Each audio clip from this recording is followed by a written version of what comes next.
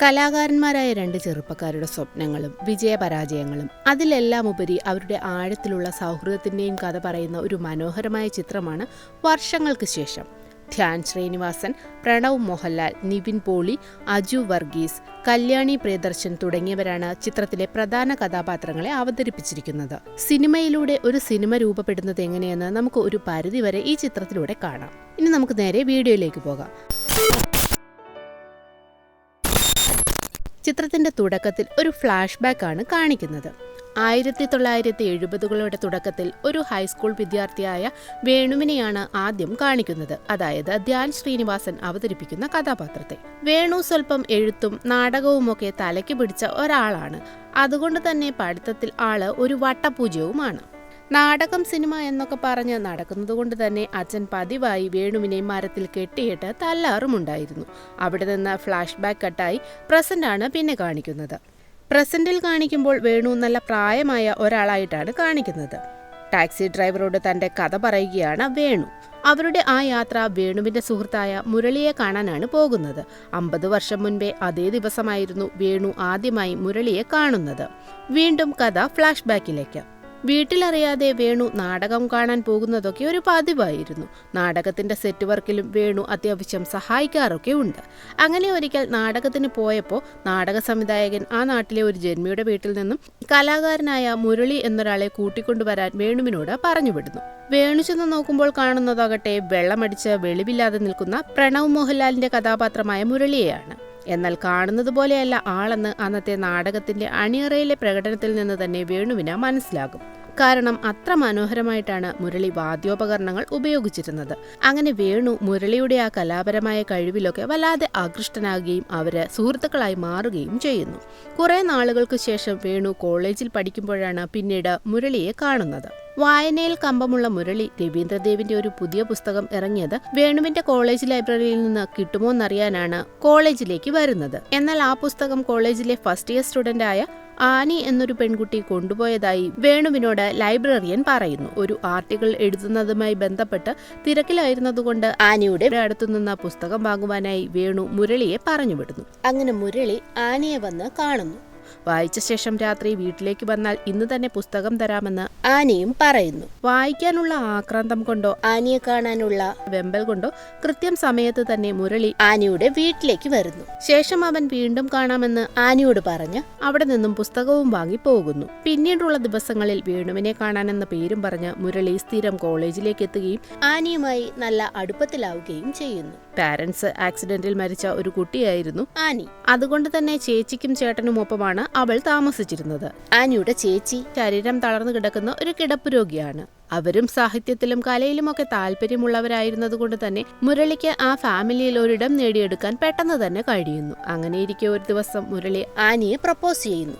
എന്നാൽ അതുവരെ വളരെ സ്നേഹത്തോട് പെരുമാറിയിരുന്ന ആനി തീർത്തും വളരെ അപരിചിതമായി ദേഷ്യപ്പെട്ടുകൊണ്ട് മുരളിയോട് സംസാരിക്കുന്നു. എന്നാൽ മുരളി അവളുടെ പെട്ടെന്നുള്ള മാറ്റത്തിന്റെ കാരണം തിരക്കുമ്പോൾ തന്റെ ചേച്ചിയുടെ ഭർത്താവുമായി അവൾക്ക് ഒരു ബന്ധമുണ്ടായിരുന്നതായും അവർ തമ്മിൽ ശാരീരിക ബന്ധത്തിൽ ഏർപ്പെട്ടുവെന്നും ആനി മുരളിയോട് പറയുന്നു. ഇത് കേൾക്കുന്നതും മുരളിക്ക് വല്ലാത്തൊരു ഷോക്കാകും. അവൻ ദേഷ്യത്തോടും നിരാശയോടും കൂടി അവിടെ നിന്നും ഇറങ്ങിപ്പോകുന്നു. പിന്നീട് വേണുവിന്റെ കോളേജിലേക്ക് വേണുവിനെ തേടി മുരളിയുടെ ഒരു കത്താണ് വരുന്നത്. അവരുടെ കഴിവുകളിൽ പരസ്പരം വിശ്വാസമുണ്ടായിരുന്ന വേണുവും മുരളിയും സിനിമയിൽ ഒരു കൈ നോക്കാമെന്ന് കരുതി മദ്രാസിന് പുറപ്പെടുന്നു. മദ്രാസിലെത്തി രണ്ടുപേരും അവസരങ്ങൾക്കായി നിരവധി വാതിലുകൾ മുട്ടുമെങ്കിലും ആരും അവരെ പരിഗണിക്കുന്നില്ല. ഒടുവിൽ ഒരു ചിത്രത്തിന്റെ അസോസിയേറ്റ് ആയിട്ട് വേണുവിനും ഒരു മ്യൂസിക് ടീമിൽ വയലിനിസ്റ്റായി മുരളിക്കും അവസരം ലഭിക്കുന്നു. ജീവിതം അങ്ങനെ പതിയെ പതിയെ മുന്നോട്ട് അത്യാവശ്യം പിടിച്ചു നിൽക്കാമെന്ന നിലയിലേക്ക് വരുന്നു. ഇതിനിടെ സെറ്റിൽ വെച്ച ഒരു നായികയ്ക്ക് വേണുവിനോടൊരു താല്പര്യം തോന്നുന്നു. ഒരു ദിവസം ഇന്ദ്രധനുസ് എന്നൊരു മ്യൂസിക് ഡയറക്ടർ മുരളി കമ്പോസ് ചെയ്ത ഒരു ട്യൂൺ കേൾക്കാൻ ഇടയാവുകയും അവനുമായി വളരെ ക്ലോസ് ആയി അയാൾ ഇടപഴകുകയുമൊക്കെ ചെയ്യുന്നു. അങ്ങനെയിരിക്കെ മുരളി കേശവദേവ് എന്നൊരു പ്രൊഡ്യൂസറെയും പരിചയപ്പെടും. അദ്ദേഹത്തിന്റെ അടുത്ത പടം വേണുവിനെ കൊണ്ട് ഡയറക്റ്റ് ചെയ്യാമെന്ന് അദ്ദേഹവും സമ്മതിക്കുന്നു. വേണു തന്നെ തയ്യാറാക്കിയ തിരക്കഥയും കേശവദേവിനോട് പറയുന്നു. അത് അദ്ദേഹത്തിന് ഇഷ്ടമാവുകയും അവർക്ക് കേശവദേവ് അഡ്വാൻസ് കൊടുക്കുകയും ചെയ്യുന്നു. എന്റെ സിനിമയിൽ നീ മ്യൂസിക് ചെയ്യണമെന്ന് വേണു മുരളിയോട് പറയുമ്പോൾ ഫിലിം ഫീൽഡ് എനിക്ക് പറ്റിയതല്ല, നമ്മുടെ സിനിമയുടെ എല്ലാ മേഖലയിലും എക്സ്പീരിയൻസ്ഡ് ആയിട്ടുള്ളവരെ മാത്രം വെച്ചാൽ മതിയെന്ന് മുരളി വേണുവിനോട് പറയുന്നു. മുരളി കമ്പോസ് ചെയ്ത ട്യൂൺ മുരളി ഇന്ദ്രധനുസിനെ ഏൽപ്പിച്ചിട്ട് വേണുവിന്റെ സിനിമയിൽ അത് ഇന്ദ്രധനുസിന്റെ ലേബലിലുള്ള പാട്ടായിട്ട് കൊടുക്കുവാൻ മുരളി ഇന്ദ്രധനുസിനോട് പറയുന്നു. അയാൾ ആദ്യം അത് സമ്മതിക്കുന്നില്ലെങ്കിലും മുരളിയുടെ നിർബന്ധം കാരണം അവസാനം സമ്മതിക്കുന്നു. അങ്ങനെ മുരളി കമ്പോസ് ചെയ്ത മ്യൂസിക് ഇന്ദ്രധനുസിൻ്റെതെന്നും പറഞ്ഞ് അവൻ വേണുവിനെ കേൾപ്പിക്കുകയും വേണുവിനത് ഒരുപാട് ഇഷ്ടമാവുകയും ചെയ്യുന്നു.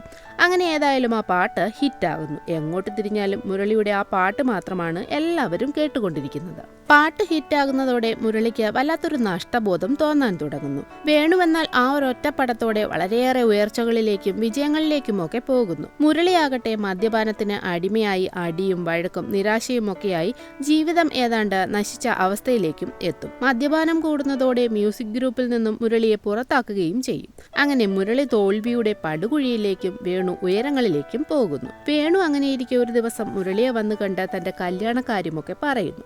രാധികയുമായി കല്യാണം ഉറപ്പിച്ചെന്നും മുരളിയുടെ കുടിയെപ്പറ്റിയുമൊക്കെ വേണു പറയുന്നത് കേൾക്കുന്നതോടെ മുരളി വല്ലാതെ അസ്വസ്ഥനാകുന്നു. തന്റെ ട്യൂൺ ഇന്ദ്രധനുസിന് കൊടുത്ത കാര്യം മുരളി താമസിച്ചിരുന്ന ലോഡ്ജിന്റെ ഉടമയോട് പറയുമ്പോഴാണ് ഇന്ദ്രധനുഷ് മഹാ ഉടായിപ്പാണെന്ന് മുരളിക്ക് മനസ്സിലാകുന്നത്. മറ്റുള്ളവരുടെ പാട്ട് എങ്ങനെയെങ്കിലുമൊക്കെ അടവ് കാണിച്ച് സ്വന്തമാക്കി അത് സ്വന്തമാണെന്ന് കാണിച്ച് സിനിമയിലാക്കി ഒരു വലിയ മ്യൂസിക് ഡയറക്ടർ ആയതാണ് ഇന്ദ്രധനുസ്. അങ്ങനെ മുരളി നേരെ ഇന്ദ്രധനുസിനെ വന്നു കണ്ട് ആ പാട്ട് തൻ്റെതാണെന്ന് വേണുവിനോട് പറയണമെന്ന് പറയുമെങ്കിലും ഇന്ദ്രധനുസ് അത് സമ്മതിക്കുന്നില്ല. നീ വേണമെങ്കിൽ വേറെ പാട്ടുണ്ടാക്കിക്കൊള്ളാനും അയാൾ മുരളിയോട് പറയുന്നു. അന്ന് രാത്രി കുടിച്ചില്ലേക്ക് കേട്ട നിന്റെ അടുത്ത പടത്തിലെ പാട്ടുകളെല്ലാം ഞാൻ ചെയ്യാമെന്നൊക്കെ മുരളി പറയുന്നുവെങ്കിലും വേണു അപമാനിച്ച് അവിടെ നിന്നും മുരളിയെ പറഞ്ഞുവിടുന്നു. അങ്ങനെ ആകെ തകർന്നു പോകുന്ന മുരളി താൻ ട്യൂൺ ചെയ്ത് റെക്കോർഡ് ചെയ്തിരുന്നൊരു കാസറ്റ് വേണുവിന്റെ വീട്ടിൽ തന്നെ ഉപേക്ഷിച്ച് അവിടെ നിന്നും പോകുന്നു. പിറ്റേന്ന് രാവിലെ ഉറക്കമെണീറ്റ് വരുന്ന വേണു ആ കാസറ്റ് കാണുമ്പോഴാണ് തന്റെ സിനിമയിൽ ഇന്ദ്രധനുസ് ചെയ്തിരുന്നത് മുരളിയുടെ ട്യൂണായിരുന്നുവെന്ന് വേണുവിന് മനസ്സിലാകുന്നത്. അതോടെ മുരളിയെ അന്വേഷിച്ച് ലോഡ്ജിലേക്ക് വേണു വരുമെങ്കിലും മുരളി അവിടെ നിന്നും അപ്പോഴേക്കും പോയിരുന്നു. തനിക്ക് പറ്റിയ അബദ്ധമോർത്ത് വേണു വല്ലാതെ ദുഃഖിക്കുന്നു. ഇന്ദ്രധനുസിനെ വേണു സ്റ്റുഡിയോയിൽ നിന്നും അങ്ങനെ പുറത്താക്കും. പിന്നീടുള്ള കാലം മലയാള സിനിമയിൽ ഒരുപാട് വിജയങ്ങൾ സമ്മാനിക്കാൻ വേണുവിന് കഴിയുന്നു. എന്നാൽ ഏതോ ഒരു പോയിന്റിൽ ഉയർച്ചയിൽ മതിപറന്നു പോകുന്ന വേണുവിന്റെ സിനിമകളൊക്കെ പൊട്ടാനായിട്ട് തുടങ്ങും. അങ്ങനെയായിരിക്കും ഒരു ദിവസം എവിടെ നിന്നോ മുരളി വേണുവിനെ ഫോൺ ചെയ്യുന്നു. നിന്റെ ഒരു പൊട്ട പടം ഞാൻ കണ്ടിരുന്നു. സിനിമാ ലോകം ഒരുപാട് മാറിപ്പോയി. അതൊക്കെ നീ ഇനി പഠിച്ചിട്ട് വേണം സിനിമ ചെയ്യാൻ. അതല്ലെങ്കിൽ പാടത്ത് പോയി കിളയ്ക്കാനൊക്കെ മുരളി വേണുവിനെ കളിയാക്കി പറയുന്നു. അത് വേണുവിന് വല്ലാത്തൊരു ഷോക്കായിരുന്നു. രാധികയെ വിവാഹം കഴിച്ചിരുന്ന വേണു രാധികയുടെ ഒരു അസുഖത്തെ തുടർന്ന് അസോസിയേഷന്റെ വക ഒരു ചികിത്സാ സഹായം വാങ്ങാനായി ഒരിക്കൽ കൊച്ചിയിലേക്ക് വരുന്നു. അവിടെ വെച്ച് വളരെ അവിചാരിതമായി മുരളിയെ വേണു കണ്ടുമുട്ടുന്നു. അങ്ങനെ ഒരുപാട് വർഷങ്ങൾക്ക് ശേഷം വേണുവും മുരളിയും വീണ്ടും കാണുന്നു. പ്രസന്റിൽ വേണു മുരളിയെ കാണാൻ പോകുന്ന സീനാണല്ലോ കാണിച്ചിരുന്നത്. അങ്ങനെ വേണു മുരളി ഉണ്ടായിരുന്ന ലൊക്കേഷൻ തിരഞ്ഞുപിടിച്ച് അവിടെ ചെല്ലുന്നെങ്കിലും സേലത്തിനടുത്തുള്ള കർപ്പകം എന്ന സ്ഥലത്തേക്ക് രാവിലെ തന്നെ മുരളി പോയതായി വേണു അറിയുന്നു. വേണു വീണ്ടും സേലത്തേക്ക് പോകുന്നതിനിടയിൽ കൊച്ചിയിൽ വെച്ച് കണ്ടതിന് ശേഷമുള്ള കഥയാണ് പിന്നെ കാണിക്കുന്നത്. അന്ന് വേണുവിന്റെ അടുത്തുനിന്ന് പോയ ശേഷം തന്റെ പഴയ ഒരു ഫ്രണ്ടിന്റെ കൂടെ ചേർന്ന് മൂർഷിദാബാദിൽ ഒരു മ്യൂസിക് ഇൻസ്റ്റിറ്റ്യൂട്ട് തുടങ്ങിയിരുന്നു. മുരളി ഒരുപാട് പേരെ പാട്ട് പഠിപ്പിച്ചു. ചിലരൊക്കെ പാട്ടുകാരും ചിലരൊക്കെ സിനിമയിൽ സംഗീത സംവിധായകരും ഒക്കെ ആയി. അങ്ങനെയിരിക്കെ ഒരു ദിവസം മുരളി വേണുവിനെ ഒരു TV പ്രോഗ്രാമിലൂടെ കാണുന്നു. മലയാള സിനിമ ഒരിക്കൽ അടക്കി വാണ്ടിരുന്ന വേണു ഇപ്പോൾ പതനത്തിലാണെന്ന് മനസ്സിലാക്കുന്ന മുരളി വേണുവിനെ അന്വേഷിച്ച് കൊച്ചിയിലേക്ക് വരികയായിരുന്നു. നിന്റെ കഴിവ് പുറത്തെടുക്കണം, നിന്റെ എഴുത്ത് തുടരണമെന്നൊക്കെ മുരളി വേണുവിനെ മോട്ടിവേറ്റ് ചെയ്യുന്നു. അപ്പോൾ വർഷങ്ങളായി താൻ എഴുതി സൂക്ഷിച്ചിരുന്ന 3 തിരക്കഥകൾ വേണു വായിച്ചു നോക്കാൻ പറഞ്ഞ് മുരളിക്ക് കൊടുക്കുന്നു. ശേഷം ഒരു മരണ വീട്ടിലേക്കാണ് അവര് പോകുന്നത്. മരിച്ചത് മറ്റാരുമായിരുന്നില്ല, ഇന്ദ്രധനുസായിരുന്നു. അവിടെ വെച്ച് സിനിമയിൽ അസിസ്റ്റന്റ് ഡയറക്ടറായി പ്രവർത്തിക്കുന്ന പ്രദീപ് എന്നൊരാളെ അവര് പരിചയപ്പെടും. വേണുവിന്റെ പഴയകാല സിനിമയുടെ ഒരു ആരാധകനായിരുന്നു പ്രദീപ്. പ്രദീപ് അസിസ്റ്റന്റ് ഡയറക്ടറാണെന്ന് അറിയുന്നതോടെ വേണു എഴുതിയ കഥകളിൽ ഒന്ന് മുരളി പ്രദീപിന് വായിക്കാനായി കൊടുക്കും. വായിച്ചു നോക്കി അഭിപ്രായം പറയാനും പറയുന്നു. അങ്ങനെ പ്രദീപ് അത് വായിച്ചു നോക്കിയിട്ട് അവന് വളരെ ഇഷ്ടമായി എന്ന് തന്നെ അവരോട് പറയും. പറ്റിയ ഒരു പ്രൊഡ്യൂസറിനെ കിട്ടിയാൽ നമുക്കിത് ചെയ്യാമെന്നും പ്രദീപ് അവർക്ക് വാക്കു കൊടുക്കുന്നു. അങ്ങനെ ഏതായാലും അവർക്കൊരു പ്രൊഡ്യൂസറിനെയും കിട്ടുന്നു. ഒരു മ്യൂസിക് ടീമിനെയൊക്കെ സെറ്റ് ചെയ്ത് കാണിക്കുന്നതോടെ പ്രൊഡ്യൂസർ കൺവിൻസ് ആവുകയും അങ്ങനെ അവര് ഷൂട്ടിംഗ് ഡേറ്റും ലൊക്കേഷനും ആർട്ടിസ്റ്റുകളെയും ഒക്കെ സെറ്റ് ചെയ്യുകയും ചെയ്യുന്നു. ഇതേ സമയം സ്വർണ്ണക്കടത്ത് നടത്തിയതിന് നമ്മുടെ പ്രൊഡ്യൂസർ അറസ്റ്റിലാകും. അങ്ങനെ സിനിമയുടെ പ്രവർത്തനങ്ങളെല്ലാം നിന്നുപോകുന്നു. എന്നാൽ വളരെ അവിചാരിതമായി മുരളി ആനിയെ കണ്ടുമുട്ടുന്നു. ആനിയുടെ ഭർത്താവ് ഒരു സിനിമാ കമ്പനി നടത്തുന്ന ആളായിരുന്നു. അതുകൊണ്ട് തന്നെ വേണുവിന്റെ സിനിമ തന്റെ ഒരു ഫ്രണ്ടിന് പ്രൊഡ്യൂസ് ചെയ്യാൻ താല്പര്യമുള്ളതായി ആനിയുടെ ഭർത്താവ് മുരളിയെ വിളിച്ച് പറയുന്നു. അങ്ങനെ ആ പ്രൊഡ്യൂസർ മുരളിയെയും വേണുവിനെയും കാണാനായിട്ടെത്തും. എന്നാൽ അത് സാക്ഷാൽ കേശവദേവിന്റെ മകൻ ജയൻ കേശവദേവ് ആയിരുന്നു. അങ്ങനെ ഏതായാലും സിനിമയുടെ പ്രവർത്തനങ്ങൾ വീണ്ടും സ്റ്റാർട്ട് ചെയ്യുന്നു. നിതിൻ മോളി എന്ന നിവിൻ പോളിയുടെ കഥാപാത്രമാണ് നായകനായി അഭിനയിക്കാനായിട്ട് വരുന്നത്. ഡയറക്ടർ പ്രായമായ ആളാണെന്ന് അറിയുന്നത് കൊണ്ട് തന്നെ ആദ്യം വേണുവിനെ നിതിന് അത്ര ബോധിക്കുന്നില്ലെങ്കിലും വർക്കിന്റെ പ്രോഗ്രസ് ഒക്കെ കാണുമ്പോൾ പുള്ളിയും വേണുവിൽ കൺവിൻസ് ആകുന്നു.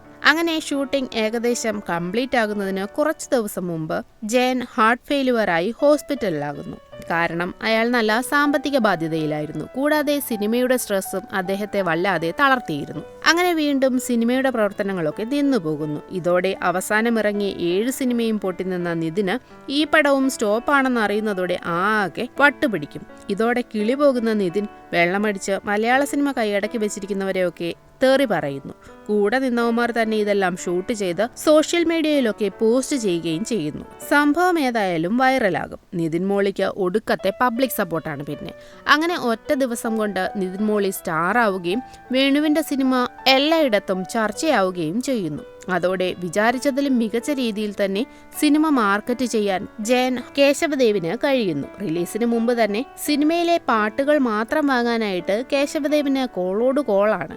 അങ്ങനെ വിചാരിച്ചതിലും മുന്നേ തന്നെ ജയന് തന്റെ കടങ്ങളെല്ലാം വീട്ടാനും സാമ്പത്തികമായി നല്ല മെച്ചത്തിലാകാനും കഴിയുന്നു. സിനിമയുടെ ഷൂട്ടിംഗ് അങ്ങനെ വീണ്ടും ആരംഭിക്കുന്നു. ഈ സമയത്താണ് സിനിമയുടെ റെക്കോർഡിസ്റ്റായ ആൾ വന്ന് സിനിമയ്ക്ക് വേണ്ട എല്ലാ മ്യൂസിക് വർക്കുകളും മുരളി നേരത്തെ തന്നെ കംപ്ലീറ്റ് ചെയ്തിരുന്നതായി വേണുവിനോട് പറയുന്നത്. ഇത് കാണുന്ന വേണു വല്ലാതെ ഇമോഷണലായി പോകുന്നു. സിനിമ റിലീസാകുന്നതിന്റെ അന്ന് വേണുവിനെ ഒരാൾ വിളിച്ച് മുരളിയെ ഈറോഡ് വെച്ച് താൻ കണ്ടതായി പറയുന്നു. പടം റിലീസാകുന്നതോടെ തിയേറ്ററിലെ വിശേഷങ്ങൾ പ്രദീപ് വേണുവിനെ അറിയിച്ചുകൊണ്ടേയിരിക്കുന്നു. ഏകദേശം പടം എല്ലാവർക്കും ഇഷ്ടമാണെന്നും അതൊരു വിജയമാണെന്നും അറിയുന്നതോടെ ഒരു ടാക്സി എടുത്ത് മുരളിയെ അന്വേഷിച്ച് വേണു തമിഴ്നാട്ടിലേക്ക് പോകുന്നു. ശേഷം കർപ്പകത്തേക്ക് വരുന്ന വേണു മുരളിയെ കണ്ടെത്തുന്നു. നമ്മുടെ പടം സൂപ്പർ ഹിറ്റ് ആണെന്ന് വേണു മുരളിയെ അറിയിക്കുന്നു. മുരളിയെയും കൂട്ടി വേണു നാട്ടിലേക്ക് പോകും വഴി തിയേറ്ററിലെ കാഴ്ചക്കാരുടെ റെസ്പോൺസ് എനിക്ക് നേരിട്ട് കാണണമെന്ന് മുരളി വേണുവിനോട് പറയുന്നു. അവരങ്ങനെ നേരെ കോയമ്പത്തൂരുള്ള ഒരു തിയേറ്ററിലേക്ക് വണ്ടി വിടുന്നു. ഈ സമയം തിയേറ്റർ ആകെ ഇളകി മറിയുകയായിരുന്നു. അവിടെ അവര് പഴയ മുരളിയെയും വേണുവിനെയുമാണ് കാണുന്നത്. പടം സൂപ്പർ ഹിറ്റ് ആണെന്ന് അറിയുന്നതോടെ ഇത് കുറച്ച് മുന്നേ നമുക്ക് ആകാമായിരുന്നുവെന്ന് പറയുന്നു. കുറച്ച് താമസിച്ചു പോയെങ്കിലും ജീവിത വിജയം നേടിയതിന്റെ സന്തോഷത്തിൽ നിൽക്കുന്ന മുരളിയെയും വേണുവിനെയും കാണിച്ചുകൊണ്ട് ചിത്രം അങ്ങനെ അവസാനിക്കും.